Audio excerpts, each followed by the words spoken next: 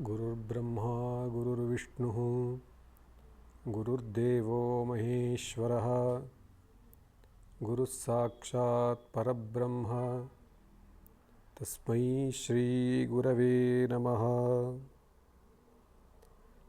सच्चिदानन्दरूपाय बिन्दुनादान्तरात्मने आदिमध्यान्तशून्याय गुरूणां गुरवे नमः। ॐ तत्पुरुषाय विद्महे महादेवाय धीमहि तन्नो रुद्रः प्रचोदयात्।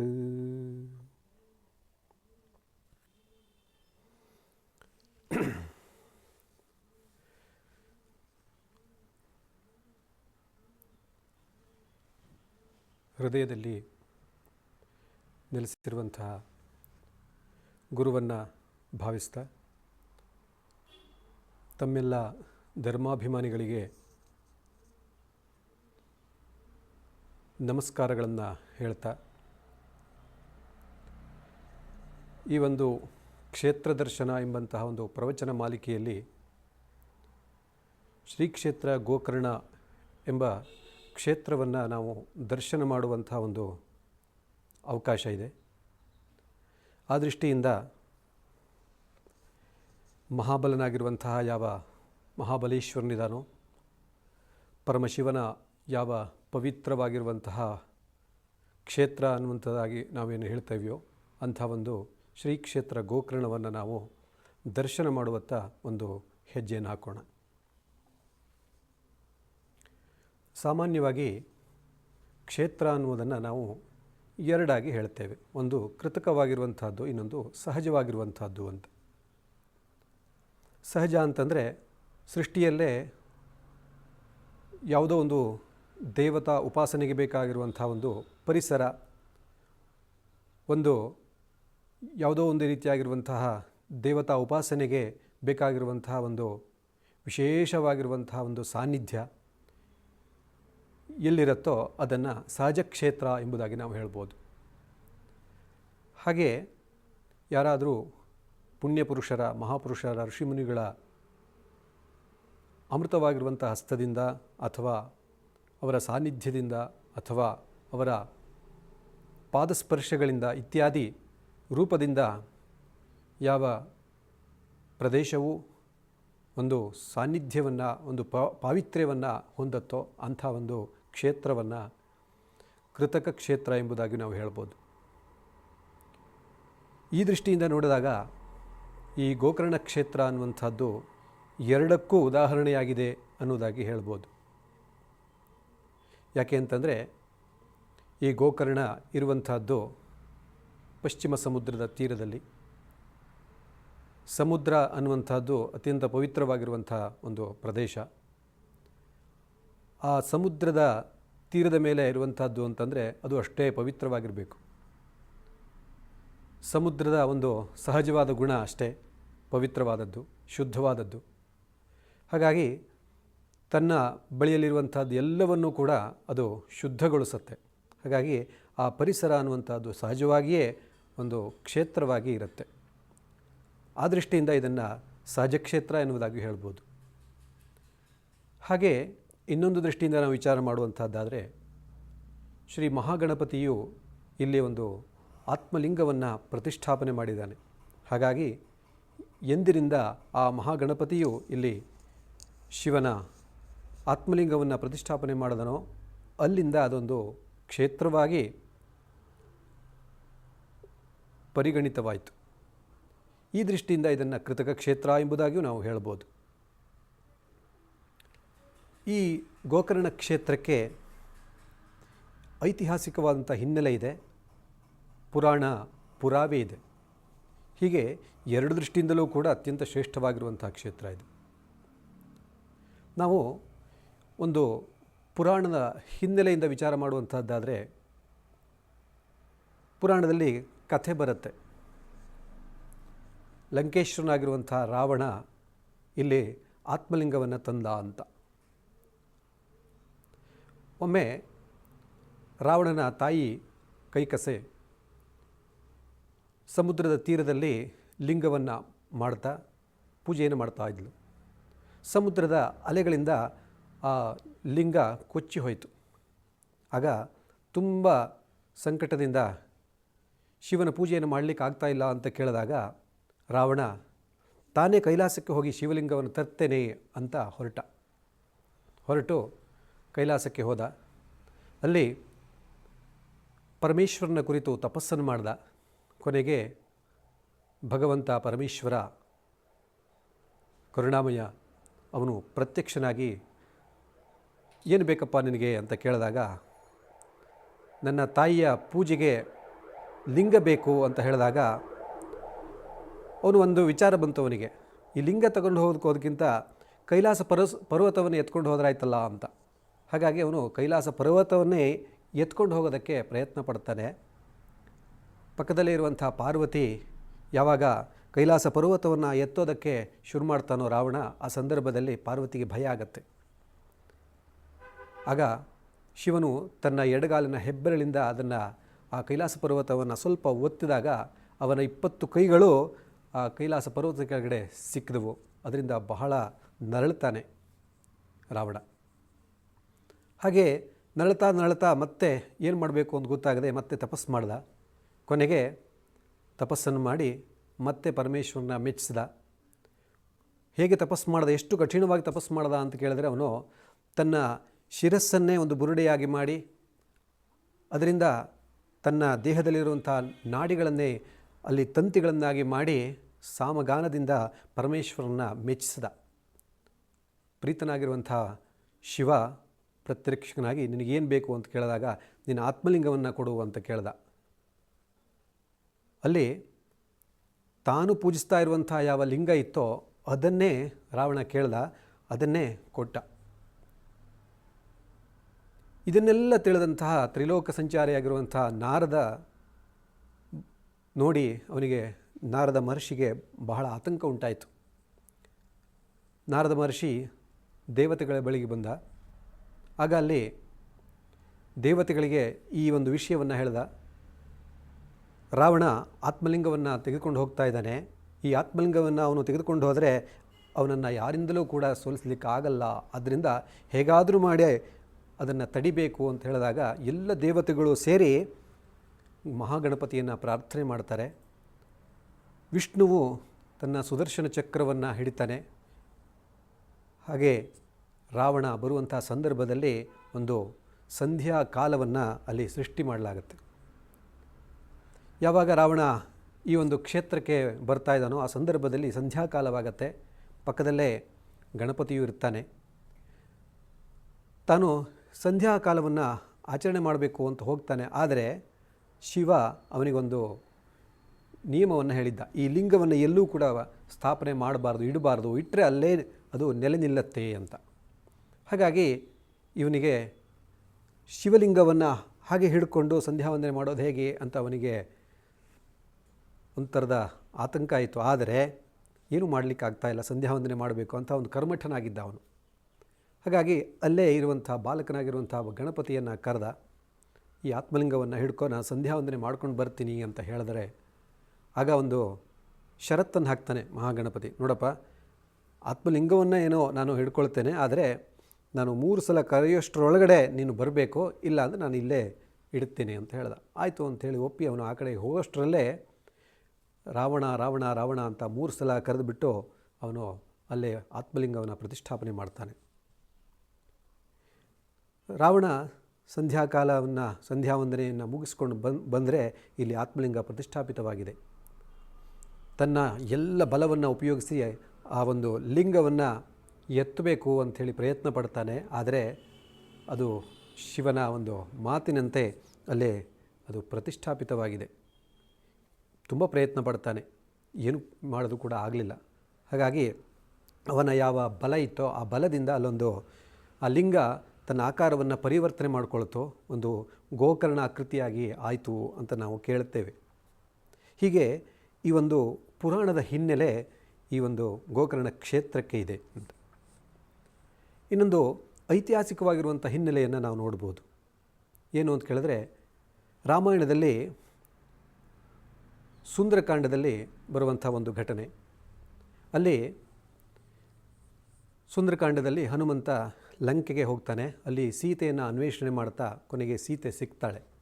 ಸಿಕ್ಕಿದಾಗ ಹನುಮಂತ ತನ್ನ ಪರಿಚಯವನ್ನು ಸೀತೆಗೆ ಮಾಡಿಕೊಡುವಂಥ ಸಂದರ್ಭದಲ್ಲಿ ತಾನು ಕೇಸರಿ ಎನ್ನುವಂಥವನ ಮಗ, ನಾನು ಗೋಕರ್ಣದಲ್ಲಿ ಇರುವವನು ಅಂತೆಲ್ಲ ಹೇಳಿ ತನ್ನ ಪರಿಚಯವನ್ನು ಮಾಡಿಕೊಳ್ತಾನೆ. ಇದು ಒಂದು ಗೋಕರ್ಣದ ಒಂದು ಐತಿಹಾಸಿಕವಾಗಿರುವಂಥ ಒಂದು ಉಲ್ಲೇಖ. ಹಾಗೆ ಉತ್ತರಕಾಂಡದಲ್ಲಿ ಇನ್ನೊಂದು ಕಡೆಗೆ ಬರುತ್ತೆ. ರಾವಣ ಗೋಕರ್ಣ ಅನ್ನುವಂಥ ಒಂದು ಆಶ್ರಮದಲ್ಲಿ ತನ್ನ ಸಹೋದರರ ಸಮೇತವಾಗಿ ಅಲ್ಲಿ ತಪಸ್ಸು ಮಾಡ್ತಾನೆ ಅನ್ನುವುದಾಗಿಯೂ ಕೂಡ ಉತ್ತರಕಾಂಡದಲ್ಲಿ ಒಂದು ಉಲ್ಲೇಖ ಬರುತ್ತೆ. ಹೀಗೆ ಈ ಗೋಕರ್ಣಕ್ಕೆ ಒಂದು ಐತಿಹಾಸಿಕ ಅಂತ ಹಿನ್ನೆಲೆಯೂ ಕೂಡ ಇದೆ ಅಂತ. ಇನ್ನು ಭಾಗವತದಲ್ಲೂ ಕೂಡ ಒಂದು ಮಾತು ಬರುತ್ತೆ. ಇದಕ್ಕೆ ಗೋಕರ್ಣ ಅನ್ನೋದನ್ನು ಒಂದು ತೀರ್ಥಕ್ಷೇತ್ರ, ವಿಶೇಷವಾಗಿರುವಂಥ ತೀರ್ಥ ಕ್ಷೇತ್ರ ಎಂಬುದಾಗಿ ಅಲ್ಲಿ ವರ್ಣಿಸಿದ್ದು ನಾವು ಕಂಡುಬರುತ್ತೆ. ತಥೋಭಿವ್ರಜ್ಯ ಭಗವಾನ್ ಕೇರಳಾಂಸ್ತು ತ್ರಿಗರ್ತಗಾನ್ ಗೋಕರ್ಣಾಖ್ಯಂ ಶಿವಕ್ಷೇತ್ರಂ ಸಾನ್ನಿಧ್ಯಂ ಯತ್ರ ದೂರ್ಜಟೇಹೇ ಎನ್ನುವುದಾಗಿ ಭಾಗವತದಲ್ಲಿ ಒಂದು ಮಾತು ಬರುತ್ತೆ. ಅಂದರೆ ಇದು ಶಿವನ ಒಂದು ಸಾನ್ನಿಧ್ಯ ಇರುವಂಥ ಅತ್ಯಂತ ಪವಿತ್ರವಾಗಿರುವಂಥ ಕ್ಷೇತ್ರ ಎಂಬುದಾಗಿ. ಇನ್ನೊಂದು ಗೋಕರ್ಣ ಅನ್ನುವಂಥ ಕ್ಷೇತ್ರ ಇಲ್ಲಿ ಮಾತ್ರ ಅಲ್ಲ, ಉತ್ತರ ಹಿಮಾಲಯದಲ್ಲೂ ಕೂಡ ಒಂದು ಗೋಕರ್ಣ ಎನ್ನುವಂಥ ಕ್ಷೇತ್ರ ಇದೆ ಎಂಬುದಾಗಿ ಹೇಳುತ್ತಾರೆ. ಕೇದಾರಪೀಠೆ ಸಂಪ್ರೋಕ್ತ ದೇವಿ ಸನ್ಮಾರ್ಗದಾಯಿನಿ ಮಂದಾ ಹಿಮವತಃ ಪೃಷ್ಠೆ ಗೋಕರ್ಣಿ ಭದ್ರಕರ್ಣಿಕಾ ಎಂಬುದಾಗಿಯೂ ಇಲ್ಲಿ ದೇವಿ ಭಾಗವತದಲ್ಲಿ ಒಂದು ಮಾತು ಬರುತ್ತೆ. ಅಂದರೆ ಗೋಕರ್ಣ ಅನ್ನುವಂಥದ್ದು ಅಲ್ಲೂ ಕೂಡ ಇತ್ತು ಅಂತ, ಅಲ್ಲೂ ಇದೆ ಅಂತ. ಆದರೆ ನಾವು ಇವತ್ತು ಯಾವುದನ್ನು ಗೋಕರ್ಣ ಶ್ರೀಕ್ಷೇತ್ರ ಎಂಬುದಾಗಿ ನಾವು ಹೇಳ್ತಾ ಇದ್ದೇವೆಯೋ ಅದು ಹಿಮಾಲಯ ಪರ್ವತದಲ್ಲಿರುವಂಥದ್ದಲ್ಲ, ಈ ಪಶ್ಚಿಮ ಸಮುದ್ರದ ತೀರದಲ್ಲಿ ಇರುವಂತಹ ಗೋಕರ್ಣ ಎಂಬುದನ್ನು ನಾವು ಯಾವ ಕರ್ನಾಟಕ ರಾಜ್ಯದಲ್ಲಿ ಉತ್ತರ ಕನ್ನಡ ಜಿಲ್ಲೆಯಲ್ಲಿ ಯಾವುದನ್ನು ನೋಡ್ತಾ ಇದ್ದೀವೋ ಅದರ ಬಗ್ಗೆ ನಾವು ಇವತ್ತು ಹೇಳ್ತಾ ಇದ್ದೇವೆ. ಈ ಗೋಕರ್ಣ ಅನ್ನುವಂಥ ಶಬ್ದ ಹೇಗಿದೆ?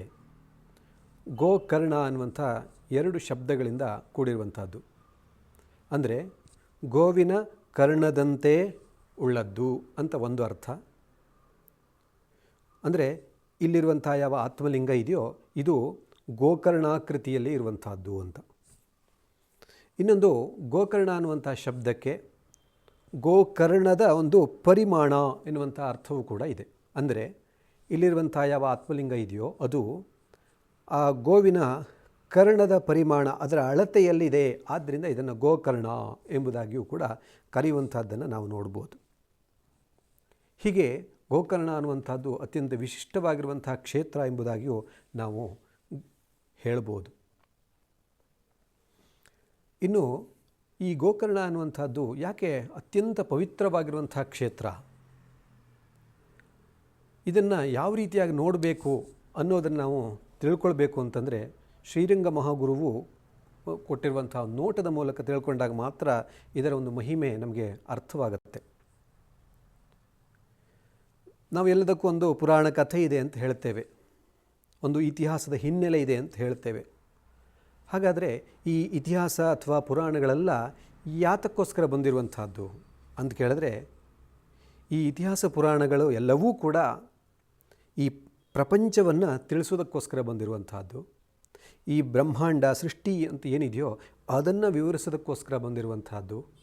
ಅಷ್ಟೇ ಅಲ್ಲ, ಬ್ರಹ್ಮಾಂಡದ ಒಂದು ಸಂಕ್ಷಿಪ್ತ ರೂಪವಾಗಿರುವಂಥ ಯಾವ ಪಿಂಡಾಂಡ ಈ ದೇಹ ಇದೆಯೋ ಇದನ್ನು ತಿಳಿಸುವುದಕ್ಕೋಸ್ಕರವೂ ಅದರ ಸಾರ್ಥಕ್ಯ ಇದೆ. ಹಾಗಾಗಿ ಪುರಾಣಗಳ ಕಥೆಯನ್ನು, ಇತಿಹಾಸದ ಕಥೆಯನ್ನು ನಾವು ಈ ಒಂದು ದೃಷ್ಟಿಯಿಂದ ನಾವು ನೋಡಬೇಕಾಗತ್ತೆ. ಹಾಗಾಗಿ ಈ ದೃಷ್ಟಿಯಿಂದ ನಾವು ನೋಡುವಂಥದ್ದಾದರೆ ಈ ಗೋಕರ್ಣ ಕ್ಷೇತ್ರಕ್ಕೆ ಆ ರೀತಿಯಾಗಿರುವಂಥ ಹಿನ್ನೆಲೆ ಏನಿದೆ ಅನ್ನೋದನ್ನು ನಾವು ತಿಳ್ಕೊಳ್ಬೇಕು. ಶ್ರೀರಂಗ ಮಹಾಗುರುವು ಒಂದು ವಿಷಯವನ್ನು ಹೇಳ್ತಾ ಇದ್ದರು, ತ್ರಿಮೂರ್ತಿಗಳಲ್ಲಿ ಯಾರು ದೊಡ್ಡವರು ಅಂತ. ಅದಕ್ಕೆ ತ್ರಿಮೂರ್ತಿಗಳು ಅಂದರೆ ಯಾರು? ಬ್ರಹ್ಮ, ವಿಷ್ಣು, ಮಹೇಶ್ವರ. ಇವರಲ್ಲಿ ಯಾರು ದೊಡ್ಡವರು ಅಂತ ಕೇಳಿದ್ರೆ ಬ್ರಹ್ಮ ದೊಡ್ಡವನೇ, ವಿಷ್ಣು ದೊಡ್ಡವನೇ, ಈಶ್ವರ ದೊಡ್ಡವನೇ. ಯಾರು ದೊಡ್ಡವರು ಅಂತ ಕೇಳಿದ್ರೆ ಎಲ್ಲರೂ ದೊಡ್ಡವರೇ, ಆದರೆ ಯಾವುದೋ ಒಂದು ಕಾಲಘಟ್ಟದಲ್ಲಿ ಒಬ್ಬೊಬ್ಬರು ದೊಡ್ಡವರಾಗಿರ್ತಾರೆ. ಉದಾಹರಣೆಗೆ ನಾವು ತ್ರಿಪುರಾಸುರ ಸಂಹಾರ ಅನ್ನುವಂಥ ಒಂದು ಘಟ್ಟವನ್ನು ತೆಗೆದುಕೊಂಡ್ರೆ ಅಲ್ಲಿ ಶಿವನೇ ಪ್ರಧಾನ, ಎಲ್ಲರೂ ಕೂಡ ಅವನನ್ನೇ ಮೊರೆ ಹೋಗುವಂಥದ್ದು ಕಂಡುಬರುತ್ತೆ.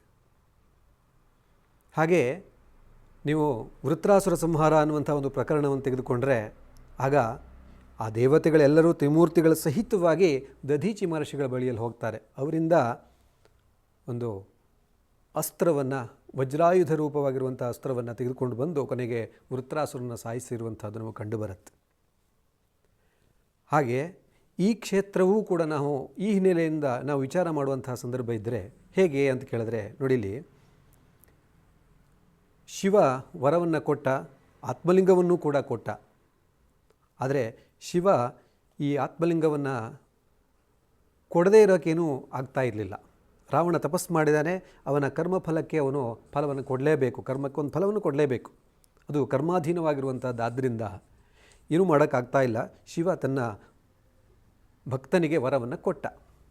ಆದರೆ ಇಲ್ಲಿ ಮಹಾವಿಷ್ಣು ಕೂಡ ಅದರಿಂದ ಆ ಒಂದು ಕಾರ್ಯವನ್ನು ಸ್ಟಾಪ್ ಮಾಡಲಿಕ್ಕೆ ಆಗ್ತಾ ಇಲ್ಲ.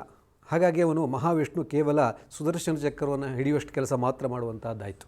ಆದರೆ ಎಲ್ಲ ದೇವತೆಗಳು ಸೇರಿ ಮಹಾಗಣಪತಿಯನ್ನು ಪ್ರಾರ್ಥನೆ ಮಾಡಿಕೊಂಡ್ರು. ಅವನಿಗೆ ಮೋದಕ ಇತ್ಯಾದಿಗಳನ್ನೆಲ್ಲ ಕೊಟ್ಟು ಸಂತೋಷಪಡಿಸಿ, ನೋಡಪ್ಪ ನೀನು ಈ ಒಂದು ಮಹಾನ್ ಕಾರ್ಯವನ್ನು ನಮಗೆ ಮಾಡಿಕೊಡ್ಬೇಕು ಅಂಥೇಳಿ ಪ್ರಾರ್ಥನೆ ಮಾಡಿಕೊಂಡ್ರು.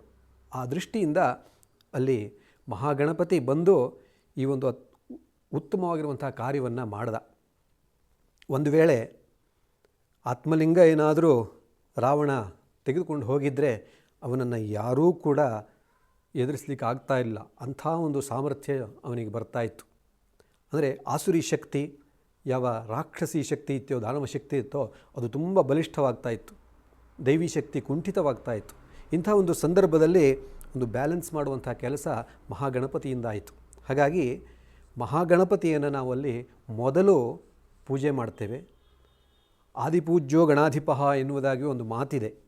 ಅಂದರೆ ಮಹಾಬಲೇಶ್ವರ ಅಲ್ಲಿ ಪ್ರತಿಷ್ಠಾಪಿತನಾಗಿರ್ಬೋದು, ಆದರೆ ಮಹಾಬಲೇಶ್ವರನ ನಾವು ದರ್ಶನ ಮಾಡಬೇಕು ಅಂತ ಹೋದರೆ ಅಲ್ಲಿ ಮೊದಲು ಮಹಾಗಣಪತಿಯನ್ನು ನಾವು ದರ್ಶನ ಮಾಡಿಯೇ ಕೊನೆಗೆ ಅಲ್ಲಿ ಹೋಗಬೇಕು ಅನ್ನುವಂಥ ಒಂದು ನಿಯಮ ಕೂಡ ಇದೆ. ಅದರ ಉದ್ದೇಶ ಇಷ್ಟು, ಈ ಆತ್ಮಲಿಂಗ ಸ್ಥಾಪನೆ ಆಗೋದಕ್ಕೆ ಮುಖ್ಯ ಕಾರಣವೇ ಮಹಾಗಣಪತಿ. ಹಾಗಾಗಿ ಮಹಾಗಣಪತಿಗೆ ಮೊದಲ ಪೂಜೆ ಸಲ್ಲಬೇಕು. ಅವನ ದರ್ಶನ ಆದರೆ ಮಾತ್ರ ಮುಂದಿನ ದರ್ಶನ ಆಗತ್ತೆ ಅನ್ನುವಂಥ ಒಂದು ನಿಯಮ ಅಲ್ಲಿದೆ. ನಿಯಮ ಅನ್ನುವಂಥದ್ದು ಒಂದು ಹೇಳಿದ್ರೂ ಕೂಡ ಅದು ಈ ಹಿನ್ನೆಲೆಯಿಂದ ಬಂದಿರುವಂಥದ್ದು. ಹೀಗೆ ನಾವು ವಿಚಾರ ಮಾಡಲಿಕ್ಕೆ ಹೋದರೆ, ಹಾಗಾದರೆ ಈ ಒಂದು ಶ್ರೇಷ್ಠತೆ ಅನ್ನುವಂಥದ್ದು ಹೇಗೆ ಬಂತು? ತ್ರಿಪುರಾಸುರ ಸಂಹಾರದಲ್ಲಿ ಶಿವನಿಗೆ ತಾಂಬೂಲ ಕೊಡುವಂಥದ್ದಾಗಲಿ, ವೃತ್ರಾಸುರ ಸಂಹಾರದಲ್ಲಿ ದಧೀಚಿಗೆ ತಾಂಬೂಲವನ್ನು ಕೊಡುವಂಥದ್ದಾಗಲಿ, ಅಥವಾ ಆತ್ಮಲಿಂಗವನ್ನು ಪ್ರತಿಷ್ಠಾಪನೆ ಮಾಡುವಂಥ ಸಂದರ್ಭದಲ್ಲಿ ಗಣಪತಿಗೆ ತಾಂಬೂಲವನ್ನು ಕೊಡುವಂಥ ಸಂದರ್ಭ ಹೇಗೆ ಬಂತು, ಯಾಕೆ ಬಂತು ಅಂತ ಕೇಳಿದ್ರೆ, ಇದರ ಹಿನ್ನೆಲೆ ಏನು ಅಂತ ನಾವು ವಿಚಾರ ಮಾಡೋದಾದರೆ, ಶ್ರೀರಂಗ ಮಹಾಗುರುಗಳು ಹೇಳಿದಂತೆ ಈ ಸೃಷ್ಟಿ ಅನ್ನುವಂಥದ್ದು ನಡಿಬೇಕು ಅಂದರೆ 3 ಗುಣಗಳು ಬೇಕು. ಸತ್ವ, ರಜಸ್ಸು ಮತ್ತು ತಮಸ್ಸು ಎನ್ನುವಂಥ 3 ಗುಣಗಳು. ಈ ಸತ್ವರಜಸ್ತಮಸ್ ತಮೋಗುಣನಾಂ ಸಾಮ್ಯಾವಸ್ಥಾ ಇವ ಪ್ರಕೃತಿ ಎಂಬುದಾಗಿ ಸಾಂಖ್ಯಶಾಸ್ತ್ರ ಹೇಳುತ್ತೆ. ಅಂದರೆ ಸತ್ವ, ರಜಸ್ಸು ಮತ್ತು ತಮಸ್ಸು ಈ 3 ಗುಣಗಳು ಯಾವುದೋ ಒಂದು ನೇರದಲ್ಲೇ ಇದ್ದಾಗ, ಬ್ಯಾಲೆನ್ಸ್ಡ್ ಆಗಿದ್ದಾಗ ಮಾತ್ರ ಪ್ರಕೃತಿಯೂ ಕೂಡ ಒಂದು ಬ್ಯಾಲೆನ್ಸ್ಡ್ ಆಗಿರುತ್ತೆ ಅಂತ. ಅಂದರೆ ಈ ಸತ್ವ ಅನ್ನುವಂಥ ಗುಣ ಸ್ಥಿತಿಗೆ ವಿಶೇಷವಾಗಿ ಬೇಕಾಗಿರುವಂಥದ್ದು. ಅದಕ್ಕೆ ಅಧಿದೇವತೆ ಮಹಾವಿಷ್ಣು. ರಜಸ್ಸು ಎನ್ನುವಂಥ ಗುಣಕ್ಕೆ ಬ್ರಹ್ಮ ಅಧಿದೇವತೆ, ಹಾಗೆ ಲಯಕ್ಕೆ ಅಧಿದೇವತೆ ಶಿವ. ಇಲ್ಲಿ ಈಗ ಸೃಷ್ಟಿಯನ್ನು ಮಾಡಬೇಕು ಅಂತಾದರೆ ಅಲ್ಲಿ ಬ್ರಹ್ಮನಿಗೆ ಪ್ರಧಾನ ಸ್ಥಾನವಾಗುತ್ತೆ.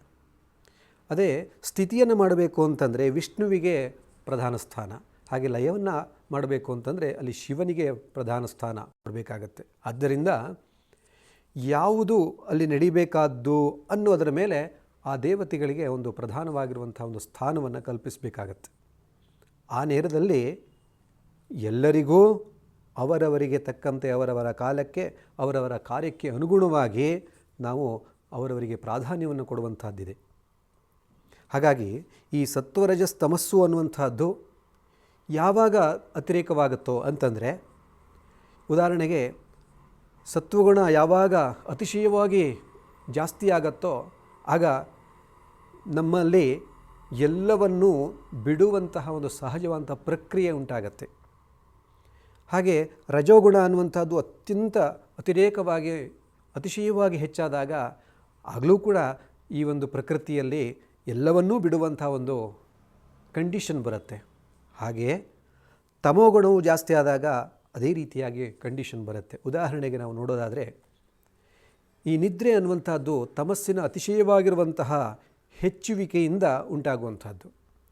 ಅಂದರೆ ಯಾವಾಗ ತಮಸ್ಸು ಅತಿಶಯವಾಗಿ ಹೆಚ್ಚಾಗತ್ತೋ ಆಗ ನಿದ್ದೆ ಬರುತ್ತೆ. ಅಂದರೆ ನಿದ್ದೆ ಬಂದಾಗ ನಾವು ಎಲ್ಲವನ್ನು ಬಿಡುತ್ತೇವೆ ಅಂತ ಅರ್ಥ. ಅದು ಬಿಡುವಂತಹ ಸಹಜವಾದ ಪ್ರಕ್ರಿಯೆ ನಮ್ಮ ಪ್ರಕೃತಿಯಲ್ಲಿ ಬರುತ್ತೆ. ಪ್ರಕೃತಿ ಅಂದರೆ ಈ ಪ್ರಕೃತಿ ಹೊರಗಡೆ ಪ್ರಕೃತಿಯಂತೂ ನಾವು ಇಟ್ಕೋಬೋದು, ಹಾಗೆ ಈ ನಮ್ಮ ಶರೀರ ಅನ್ನುವುದನ್ನು ನಾವು ಇಟ್ಕೋಬೋದು. ಯಾವಾಗ ಸತ್ವ ಅನ್ನುವಂತಹ ಒಂದು ಗುಣ ಅತಿಶಯವಾಗಿ ಜಾಸ್ತಿ ಆಗುತ್ತೋ ಆಗಲೂ ಕೂಡ ಎಲ್ಲವನ್ನ ಬಿಟ್ಟು ನೇರವಾಗಿ ತುರಿಯದಲ್ಲಿ ನಮ್ಮ ಮನಸ್ಸು ನಿಲ್ಲುವಂಥ ಎಲ್ಲ ಪರಿಸ್ಥಿತಿಯ ಒಂದು ಕಂಡೀಷನ್ನು ಬರುತ್ತೆ. ಹಾಗಾಗಿ ಈ ಯಾವ ಪ್ರಧಾನವಾಗಿರುವಂಥ ದೇವತಾ ಉಪಾಸನೆ ಮಾಡಿದರೂ ಕೂಡ ಅದು ನಮ್ಮನ್ನು ಉತ್ತುಂಗಕ್ಕೆ ಏರಿಸತ್ತೆ ಎನ್ನುವಂಥ ಒಂದು ಸಾಮಾನ್ಯವಾಗಿರುವಂಥ ಸಂದೇಶ ಈ ಒಂದು ಕ್ಷೇತ್ರಗಳಲ್ಲಿ ನಾವು ನೋಡಬಹುದು. ಹಾಗಾಗಿಯೇ ಈ ಕ್ಷೇತ್ರ ಅನ್ನುವಂಥದ್ದು ಅತ್ಯಂತ ವಿಶೇಷತೆಯನ್ನು ಹೊಂದಿದೆ. ಇಲ್ಲಿ ಶಿವನನ್ನು ನಾವು ಲಯಾಧಿಪತಿ ಅಂತ ನಾವು ಕರೀತೇವೆ. ಅಂದರೆ ಸೃಷ್ಟಿ ಸ್ಥಿತಿ ಲಯ. ಸೃಷ್ಟಿಗೆ ಬ್ರಹ್ಮನು ಅಧಿದೇವತೆ ಅಂತ ನಾವು ಹೇಳಿದಾಗ ಇಲ್ಲಿ ಲಯಾಧಿದೇವತೆ ಅಂತಂದರೆ ಶಿವ ಅಂತ. ಅದಕ್ಕೆ ಒಂದು ಸೂಚನೆಯೋ ಎಂಬಂತೆ ಕೈಲಾಸದಿಂದ ಹೊರಟಿರುವಂಥ ಈ ಶಿವಲಿಂಗ ಇಲ್ಲಿ ಪ್ರತಿಷ್ಠಾಪಿತವಾಯಿತು, ಇಲ್ಲಿ ಲಯಗೊಂಡಿತು. ಅಂದರೆ ತನ್ನನ್ನು ತಾನು ಲಯಗೊಂಡಿಸ್ಕೊಂಡ ಅನ್ನುವಂಥ ಅರ್ಥವನ್ನು ನಾವು ನೋಡ್ಬೋದು. ಅಷ್ಟೇ ಅಲ್ಲ, ಇದೇ ಕ್ಷೇತ್ರದಲ್ಲಿ ಯಾಕೆ ಲಯಗೊಳ್ಳಬೇಕಾಗಿತ್ತು ಅಂತ ಕೇಳಿದ್ರೆ, ಇದು ಲಯಕ್ಕೆ ಹೇಳಿರುವಂತಹ ಕ್ಷೇತ್ರ. ನಾನು ಹಿಂದೆ ಹೇಳಿದಂತೆ ಸಮುದ್ರ ಒಂದು ಲಯಕ್ಕೆ ಸಂಕೇತ. ನದ್ಯ ಅಸ್ತಂಗಚ್ಚಂತಿ ಸಮುದ್ರೇ ಅಸ್ತಂಗಚ್ಚಂತಿ ನಾಮರೂಪೇ ವಿಹಾಯ ಎನ್ನುವುದಾಗಿ ಒಂದು ಮಾತಿದೆ. ಅಂದರೆ ನದಿಗಳೆಲ್ಲವೂ ಕೂಡ ಸಮುದ್ರಕ್ಕೆ ಸೇರ್ತವೆ, ಆದರೆ ಸೇರಬೇಕಾದ್ರೆ ನದಿಯ ತನವನ್ನು ಬಿಡಬೇಕಾಗತ್ತೆ. ಎಲ್ಲಿಯ ತನಕ ನದಿ ತನವನ್ನು ಬಿಡೋದಿಲ್ವೋ ಅಲ್ಲಿ ತನಕ ಸಮುದ್ರಕ್ಕೆ ಸೇರೋಕ್ಕಾಗಲ್ಲ. ಅಂಥ ಒಂದು ಶುದ್ಧತೆ ಅಲ್ಲಿ ಬೇಕಾಗತ್ತೆ. ಎಲ್ಲವನ್ನು ಬಿಟ್ಟಾಗ ಮಾತ್ರ ಹೋಗುವಂಥದ್ದು. ಯಾವಾಗ ನದಿ ಜಲವು ಸಮುದ್ರಕ್ಕೆ ಸೇರುತ್ತೋ ಆಗ ಸಮುದ್ರದಲ್ಲಿ ನಾವು ಇದು ಕಾವೇರಿ, ಇದು ಕೃಷ್ಣ, ಇದು ಗೋದಾವರಿ, ಹೀಗೆ ಯಾವುದನ್ನೂ ಕೂಡ ನಾವು ಗುರುತಿಸಲಿಕ್ಕಾಗಲ್ಲ. ಅಂಥ ಒಂದು ವಿಶೇಷವಾಗಿರುವಂಥ ಸ್ಥಿತಿ ಆ ಸಮುದ್ರಕ್ಕೆ ಬರುತ್ತೆ. ಅಂದರೆ ನಾಮರೂಪ ವಿಮುಕ್ತವಾಗಿರುವಂಥ ಒಂದು ಸ್ಥಿತಿ ಅನ್ನುವಂಥದ್ದು ಸಮುದ್ರದಲ್ಲಿ ನಾವು ಕಾಣುವಂಥದ್ದು. ಅಂದರೆ ಸಮುದ್ರ ಒಂದು ಲಯಕ್ಕೆ ಒಂದು ಸಂಕೇತವಾಗಿದೆ. ಹಾಗಾಗಿ ಆ ಲಯ ಸಂಕೇತವಾಗಿರುವಂಥ ಸಮುದ್ರ ತೀರದಲ್ಲೇ ಈ ಒಂದು ಆತ್ಮಲಿಂಗವೂ ಕೂಡ ಪ್ರತಿಷ್ಠಾಪಿತವಾಗಿರುವಂಥದ್ದು ಲಯದ ಒಂದು ಸಂಕೇತ ಎಂಬುದಾಗಿ ನಾವು ಹೇಳ್ಬೋದು. ಅಂದರೆ ಈ ಲಯಾಧಿಕಾರಿಯಾಗಿರುವಂಥ ಪರಮಶಿವನನ್ನು ನಾವು ಭಕ್ತಿಯಿಂದ ಭಾವಿಸಿದಾಗ ನಮಗೆ ಇಷ್ಟಾರ್ಥವನ್ನು ನಾವು ಪಡಿಬಹುದು. ನಮ್ಮ ಇಷ್ಟಾರ್ಥ ಯಾವುದು ಅಂತ ನಾವು ಒಂದು ದೃಷ್ಟಿಯಿಂದ ವಿಚಾರ ಮಾಡೋದಾದರೆ, ಅವರವರ ಭಕ್ತಿಗೆ ಭಾವಕ್ಕೆ ಬಿಟ್ಟಿರುವಂಥ ವಿಚಾರ ಅಂತ ನಾವು ಹೇಳ್ಬೋದು. ಆದರೆ ನಮ್ಮ ಋಷಿಗಳು ಹಾಗೆ ಹೇಳಲಿಲ್ಲ. ನಮ್ಮ ಋಷಿಮಹರ್ಷಿಗಳ ನೋಟ ಏನು ಅಂತ ಕೇಳಿದ್ರೆ, ನೋಡಪ್ಪ, ಪರಮ ಪುರುಷಾರ್ಥ ಅನ್ನುವುದನ್ನು ನಾವು ಯಾವುದನ್ನು ಹೇಳ್ತೇವೆಯೋ ಮೋಕ್ಷ, ಅದನ್ನು ಪಡಿಬೇಕಾದ್ದು ಪ್ರತಿಯೊಬ್ಬನ ಕರ್ತವ್ಯ ಅಂತ ನಮ್ಮ ಶ್ರೀರಂಗ ಮಹಾಗುರುಗಳು ಯಾವಾಗಲೂ ಹೇಳ್ತಾ ಇದ್ದರು. ಒಬ್ಬ ಸಾಮಾನ್ಯ ಮನುಷ್ಯನಿಗೆ 18 ವರ್ಷ ಆದ ಮೇಲೆ ಹೇಗೆ ಒಂದು ಮತ ಚಲಾಯಿಸುವಂಥ ಹಕ್ಕು ಬರುತ್ತೋ ಹಾಗೆ ಪ್ರತಿಯೊಬ್ಬನಿಗೂ ಕೂಡ ಒಬ್ಬ ಮನುಷ್ಯತ್ವ ಅಂದರೆ ಮನುಷ್ಯ ಜನ್ಮ ಪ್ರಾಪ್ತಿಯಾದ ತಕ್ಷಣ ಅವನಿಗೆ ಮೋಕ್ಷವನ್ನು ಪಡೆಯುವಂಥ ಹಕ್ಕು ಬರುತ್ತಪ್ಪ ಅಂತ. ಹಾಗೆ ಆ ಮೋಕ್ಷ ಎನ್ನುವಂಥ ಪರಮಪುರುಷಾರ್ಥವನ್ನು ಪಡಿಬೇಕು ಅಂತಂದರೆ ಈ ಪ್ರಕೃತಿಯಲ್ಲಿರುವಂಥ ಸಾಮಗ್ರಿಗಳನ್ನು, ಸಲಕರಣೆಗಳನ್ನು ಹೇಗೆ ನಾವು ಉಪಯೋಗಿಸ್ಕೋಬೇಕು ಅನ್ನೋದನ್ನು ಹೇಳಿದ್ರು. ಆ ದೃಷ್ಟಿಯಿಂದ ಮೋಕ್ಷವನ್ನು ನಾವು ಸಂಪಾದನೆ ಮಾಡಬೇಕು ಅಂತಂದರೆ ಈ ಕ್ಷೇತ್ರವನ್ನು ನಾವು ಯಾವ ರೀತಿಯಾಗಿ ದರ್ಶನ ಮಾಡಬೇಕು ಅಂದರೆ, ಇಲ್ಲಿ ಪರಮಶಿವನ ಒಂದು ಸಾನ್ನಿಧ್ಯ ಇದೆ. ಅದನ್ನು ನಾವು ಭಾವಿಸ್ತಾ ಹೋದಾಗ ಯಾವುದೇ ಗುಣವನ್ನು ನೀವು ಭಾವಿಸ್ತಾ ಹೋದರೆ ಅದು ನಮ್ಮನ್ನು ಮೇಲಕ್ಕೆ ಕರ್ಕೊಂಡು ಹೋಗುತ್ತೆ ಅನ್ನುವುದನ್ನು ನಾವು ತಿಳಿಬೇಕು.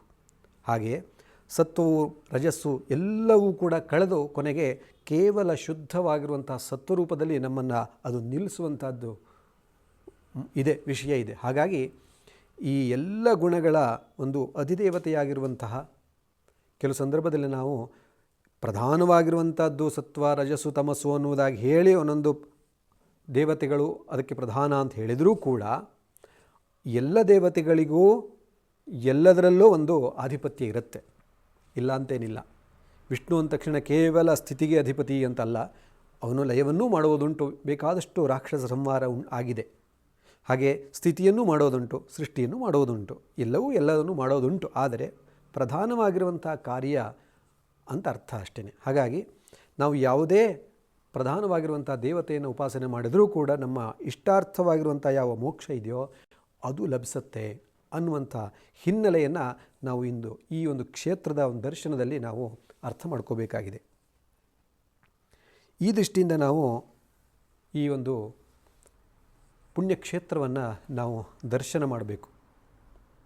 ಹಿಂದೆ ಹೇಳಿದಂತೆ ಈ ಗೋಕರ್ಣ ಎನ್ನುವಂಥ ಕ್ಷೇತ್ರ ಅನೇಕ ದೇವಾನುದೇವತೆಗಳಿಗೆ ಆಶ್ರಯವಾಗಿರುವಂಥ ಒಂದು ಕ್ಷೇತ್ರ. ಇಲ್ಲಿ ಶ್ರೀರಾಮ ಭಕ್ತನಾಗಿರುವಂಥ ಯಾವ ಹನುಮಂತ ಇದ್ದಾನೋ ಅವನು ಜನಿಸಿರುವಂಥ ಪುಣ್ಯಕ್ಷೇತ್ರ ಎಂಬುದಾಗಿಯೂ ಕೂಡ ನಾವು ನೋಡಿದ್ದೇವೆ. ರಾಮಾಯಣದಲ್ಲಿ ಅದರ ಉಲ್ಲೇಖವೂ ಕೂಡ ಇದೆ. ಹನುಮಂತ ಎಲ್ಲಿ ಹುಟ್ಟಿದ ಅನ್ನುವುದನ್ನು ಹೇಳ್ತಾ ಸುಮೇರು ಎನ್ನುವಂಥ ಪರ್ವತದಲ್ಲಿ ಕೇಸರಿ ಎಂಬಂಥ ರಾಜ ಆಳ್ತಾ ಇದ್ದ, ಅವನ ಮಗನಾಗಿ ಹುಟ್ಟಿದ, ಅಂಜನಾ ಸುತನಾಗಿ ಹುಟ್ಟಿದ ಅಂತ ನಾವು ಹೇಳ್ತೇವೆ. ಹಾಗಾಗಿ ಈ ಕ್ಷೇತ್ರ ಅತ್ಯಂತ ಪವಿತ್ರವಾಗಿರುವಂಥದ್ದು. ಒಬ್ಬ ಪರಮಪುರುಷನ ಜನ್ಮದಿಂದಲೂ ಕೂಡ ಆ ಕ್ಷೇತ್ರವು ಪುನೀತವಾಗತ್ತೆ, ಪವಿತ್ರವಾಗತ್ತೆ. ಆದ್ದರಿಂದಲೂ ಕೂಡ ಇದೊಂದು ಪವಿತ್ರ ಕ್ಷೇತ್ರ ಹೌದು. ಹಾಗೆ ನರಸಿಂಹನ ಒಂದು ಸ್ಥಾನ ಇದೆ, ಗೌರಿಯ ಸ್ಥಾನ ಇದೆ, ಮಹಾಗಣಪತಿ ಅಂತೂ ಸಾಕ್ಷಾತ್ತಲ್ಲೇ ಪ್ರತಿಷ್ಠಾಪಿತನಾಗಿದ್ದಾನೆ. ಹೀಗೆ ಅನೇಕ ದೇವತೆಗಳ ಒಂದು ಆವಾಸವಾಗಿರುವಂತಹ, ಸಾನ್ನಿಧ್ಯದಿಂದ ಕೂಡಿರುವಂಥ ಈ ಕ್ಷೇತ್ರ ನಮಗೆಲ್ಲರಿಗೂ ಅತ್ಯಂತ ಪುಣ್ಯತಮವಾಗಿರುವಂಥ ಕ್ಷೇತ್ರ. ಇಷ್ಟೇ ಅಲ್ಲದೆ ಅಲ್ಲಿ ಕೋಟಿ ತೀರ್ಥ ಎನ್ನುವಂಥ ಒಂದು ವಿಶೇಷ ತೀರ್ಥ ಇದೆ. ಅಲ್ಲಿ ಸ್ನಾನ ಮಾಡಿದರೆ ಎಲ್ಲ ರೀತಿಯಾಗಿರುವಂಥ ಪಾಪಗಳೆಲ್ಲ ದೂರವಾಗುತ್ತೆ ಎನ್ನುವಂಥ ಒಂದು ನಂಬಿಕೆಯೂ ಕೂಡ ಇದೆ. ಹಾಗಾಗಿ ಆ ಒಂದು ಪುಣ್ಯಕ್ಷೇತ್ರದಲ್ಲಿ, ಪುಣ್ಯತೀರ್ಥದಲ್ಲಿ ಸ್ನಾನವನ್ನು ಮಾಡಿ ಮಹಾಗಣಪತಿಯನ್ನು ದರ್ಶನ ಮಾಡುವುದರ ಮೂಲಕ ಆ ಭಗವಂತನಾಗಿರುವಂಥ ಪರಶಿವನನ್ನು ನಾವು ದರ್ಶನ ಮಾಡಿದರೆ ಈ ಒಂದು ಗೋಕರ್ಣ ಕ್ಷೇತ್ರದ ಒಂದು ಪರಿಪೂರ್ಣ ದರ್ಶನ ಆದಂತಾಗತ್ತೆ. ಅಷ್ಟೇ, ಇನ್ನೊಂದು ತೀರ್ಥವಾಗಿರುವಂಥ ಯಾವ ಸಮುದ್ರ ಇದೆಯೋ ಅಲ್ಲೂ ಕೂಡ ಸ್ನಾನವನ್ನು ಮಾಡಿ ಅದರಿಂದ ಪುನೀತನಾಗಿ ಆ ಭಗವಂತನಾಗಿರುವಂಥ ಪರಶಿವನನ್ನು ದರ್ಶನ ಮಾಡಬೇಕು. ಅಷ್ಟೇ ಅಲ್ಲ, ಪೂಜೆ, ಧ್ಯಾನ, ತಪಸ್ಸು ಹೀಗೆ ಎಲ್ಲ ರೀತಿಯಾಗಿರುವಂಥ ಭಗವದ್ ಉಪಾಸನೆಗೆ ಅತ್ಯಂತ ಶ್ರೇಷ್ಠವಾಗಿರುವಂಥ ಒಂದು ಸ್ಥಾನ ಎಂಬುದಾಗಿ ಇದನ್ನು ಕೊಂಡಾಡಿದ್ದನ್ನು ನಾವು ನೋಡುತ್ತೇವೆ. ಸೃಷ್ಟಿಯಲ್ಲೇ ಅತ್ಯಂತ ಸಹಜವಾಗಿರುವಂತಹ ಒಂದು ಪರಿಸರ ಇರುವಂಥದ್ದು. ಹೇಗೆ ಅಂತ ಕೇಳಿದ್ರೆ, ನಮಗೆ ಒಂದು ಪೂಜೆಯನ್ನು ಅಥವಾ ಯಾವುದೋ ಒಂದು ಧ್ಯಾನವನ್ನು ಮಾಡಬೇಕು ಅಂತಂದರೆ ಅದಕ್ಕೆ ಒಂದು ಪೂರಕವಾಗಿರುವಂಥ ಪರಿಸರ ಬೇಕಾಗತ್ತೆ. ಪರಿಸರವನ್ನು ಕೆಲವು ಸಂದರ್ಭದಲ್ಲಿ ನಾವು ನಿರ್ಮಾಣ ಮಾಡ್ಕೊಳ್ಬೇಕಾಗತ್ತೆ. ಆದರೆ ಇಲ್ಲಿ ಸಹಜವಾಗಿರುವಂಥ ಪರಿಸರ ಇರೋದರಿಂದ ನಮ್ಮ ಪ್ರಯತ್ನ ತುಂಬ ಕಡಿಮೆ ಸಾಕು. ಹಾಗಾಗಿ ಅಂಥ ಒಂದು ಸಹಜವಾಗಿರುವಂಥ ಯಾವ ಕ್ಷೇತ್ರ ಇದೆಯೋ ಅದರಲ್ಲಿ ನಾವು ಮಾಡುವಂಥ ಉಪಾಸನೆಗಳು ಶೀಘ್ರವಾಗಿರುವಂಥ ಫಲವನ್ನು ಕೊಡುತ್ತೆ ಅಂತ. ಹಾಗಾಗಿಯೇ ನಮ್ಮ ಋಷಿಗಳು ಹೇಳಿದ್ದು ಕ್ಷೇತ್ರವನ್ನು ದರ್ಶನ ಮಾಡಿ ಕ್ಷೇತ್ರ ಲಾಭವನ್ನು ಪಡ್ಕೊಳ್ಳಿ ಅಂತ. ಯಾಕೆ ಅಂತ ಕೇಳಿದ್ರೆ, ಕ್ಷೇತ್ರ ಲಾಭ ಯಾಕೆ ಅಂತ ಕೇಳಿದ್ರೆ ನಮ್ಮ ಪ್ರಯತ್ನ ತುಂಬ ಕಡಿಮೆ ಸಾಕು ಅಂತ. ಕ್ಷೇತ್ರತ್ವ ಇಲ್ಲದೆ ಇದ್ದಾಗ ನಮ್ಮ ಪ್ರಯತ್ನ ತುಂಬ ಅಧಿಕವಾಗಿ ಬೇಕಾಗತ್ತೆ. ಹಾಗಾಗಿ ಸಾಧನೆಗೆ ಅಂಥ ಒಂದು ಕಾಲಾವಕಾಶಗಳು ಇವತ್ತು ತುಂಬ ಕಡಿಮೆ ಇರೋದರಿಂದ ಇಂಥ ಕ್ಷೇತ್ರಗಳನ್ನು ನಾವು ಆಯ್ದುಕೊಂಡು ಆ ಒಂದು ಕ್ಷೇತ್ರತ್ವವನ್ನು ನಾವು ನಮ್ಮ ಮೈಯೊಳಗೆ ಇಳಿಸ್ಕೊಂಡು ನಮ್ಮ ಪರಿಪೂರ್ಣ ಈ ಜೀವನವನ್ನು ಪರಿಪೂರ್ಣವಾಗಿ ಮಾಡಿಕೊಳ್ತಾ ನಮ್ಮ ಜೀವನವನ್ನು ಸಾರ್ಥಕ ಮಾಡಿಕೊಳ್ಳೋಣ ಎಂಬುದಾಗಿ ಹೇಳ್ತಾ, ಒಂದು ಅಲ್ಪವಾಗಿರುವಂತಹ ಕಾಲಾವಕಾಶದಲ್ಲಿ ಸ್ವಲ್ಪ ವಿಷಯವನ್ನು ನಿರೂಪಣೆ ಮಾಡುವಂಥ ಒಂದು ಅವಕಾಶ ಸಿಕ್ತು. ಈ ಒಂದು ಪುಣ್ಯಕ್ಷೇತ್ರವನ್ನು ತಾವೆಲ್ಲರೂ ಕೂಡ ದರ್ಶನ ಮಾಡಿ ಪರಮ ಪಾವನವಾಗಿರುವಂಥ ಪುಣ್ಯಧಾಮವನ್ನು ದರ್ಶನ ಮಾಡಿ ತನ್ಮೂಲಕ ನನ್ನ ಎಲ್ಲರ ಸತ್ ಯಾವ ಮನಸ್ಸಿನ ಆಕಾಂಕ್ಷೆಗಳಿದೆಯೋ ಅವೆಲ್ಲವೂ ಕೂಡ ಈಡೇರುವಂತಾಗಲಿ, ವಿಶೇಷವಾಗಿ ಪರಮ ಪುರುಷಾರ್ಥವಾಗಿರುವಂಥ ಮೋಕ್ಷ ನಮಗೆಲ್ಲರಿಗೂ ಕೂಡ ಲಭಿಸುವಂತಾಗಲಿ ಅನ್ನುವುದಾಗಿ ಆ ಪರಶಿವನಲ್ಲಿ ಪ್ರಾರ್ಥನೆ ಮಾಡ್ತಾ, ತಾವೆಲ್ಲರೂ ಕೂಡ ಇಷ್ಟೊತ್ತು ಈ ಒಂದು ಅಲ್ಪ ವಿಷಯವನ್ನು ಕೇಳಿದ್ರಿಂದ ತಮಗೆಲ್ಲರಿಗೂ ಕೂಡ ಅನಂತ ಧನ್ಯವಾದಗಳನ್ನು ಹೇಳ್ತಾ, ಮತ್ತೆ ನನಗೆ ಈ ವಿಷಯವನ್ನು ಕೊಟ್ಟಂಥ ನನ್ನ ಗುರು ಪರಂಪರೆ ಎಲ್ಲವನ್ನೂ ಕೂಡ ಸ್ಮರಿಸ್ತಾ ಈ ಒಂದು ವಿಷಯಕ್ಕೆ ಮಂಗಳವನ್ನು ಹಾಡ್ತಾ ಇದ್ದೇನೆ. ಕಾಯೇನ ವಾಚಾ ಮನಸಾ ಇಂದ್ರಿಯೈರ್ವಾ ಬುದ್ಧ್ಯಾ ಆತ್ಮನಾ ವಾ ಪ್ರಕೃತೆ ಸ್ವಭಾವಾತ್ ಕರೋಮಿ ಯದ್ಯತ್ ಸಕಲಂ ಪರಸ್ಮೈ ನಾರಾಯಣಾಯೇತಿ ಸಮರ್ಪಯಾಮಿ.